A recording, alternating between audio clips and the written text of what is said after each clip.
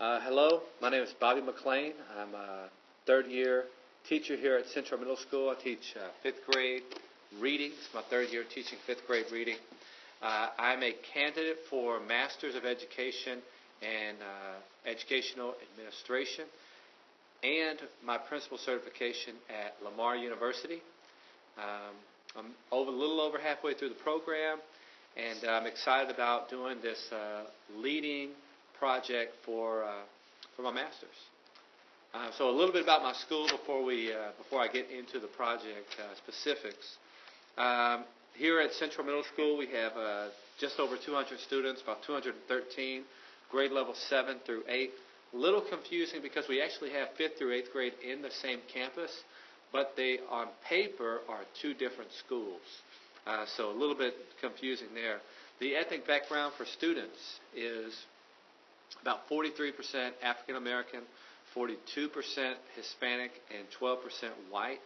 3% fall into other categories. As far as socioeconomic status, we're at 87% disadvantaged. When you factor in the 5th and 6th graders, it's a little higher than that. It's just over 90% socioeconomically disadvantaged students. Regarding the faculty, we have 24 teachers. This is just 7th and 8th again. Faculty ethnic breakdown, 62% African American teachers, 1% Hispanic, and 36% white. As far as the faculty range, we have 20% of our teachers are brand new teachers, first year. 38% are 1 to 5, so that's just over, almost 60% of our teachers have been here less than 5 years. Factors into a lot of what goes on. 12% have been here 6 to 10, and there are 10% that have been here over 20 years.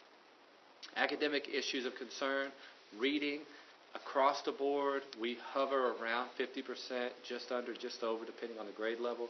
7th grade is about 55, 8th grade is a little bit higher than that, 6th is in the 30s, and 5th grade was around 50. So across the board, the average reading score percentage passing for STAR was about 50%, which is not very good. So definitely the biggest area of concern. And as we know, reading contributes to all of the subjects.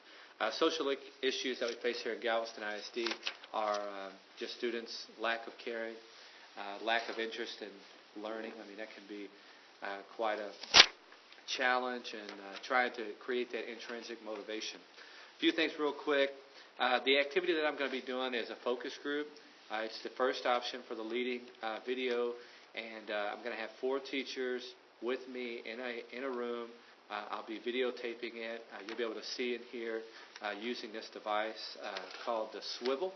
It's pretty cool. It's an iPad stand that basically feeds the video straight to it, uploads it right online. So it'll make it easy to turn it in and compress, and also it's pretty effective just in terms of holding a meeting. So that's what will be going on.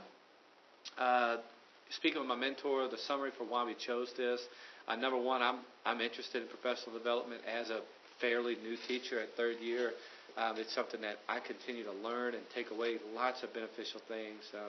And professional development is changing. We're seeing even over the past few years the different options and technology, professional development, and peer-to-peer observation. There's lots of new things that they're doing with PD and lots of new research. So after school, today we're going to do this video.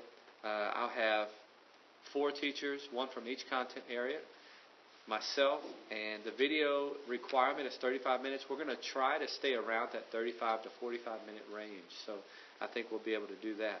The only materials that I'll need, I will be taking notes on paper and a pen, and just so that it's not so disturbing doing the computer or technology.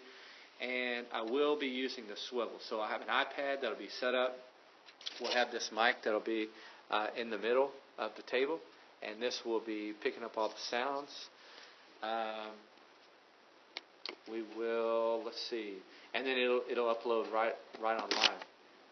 As far as the effectiveness and assessing the effectiveness, it's basically just going to be reviewing the video and seeing the quality of answers, There will be a survey at the end that I'll give all the participants, and they can give me some feedback on my communication, on the, time management piece, which I know will be critical and very, very high priority here at the school with my, superiors. My principal puts pretty high priority on that just because, we have, she tries to value everybody's time, and so she leads by example. I'm going to definitely do the best I can in order to do that as well. And then as far as the management of the conversation, it's going to be very, very straightforward. I've already sent some questions out to the participants so that they can be prepared for it. Whenever they walk in, they should have some idea as to what we're going to be discussing. I'll have paper and pen, like I said. I'll take down some notes.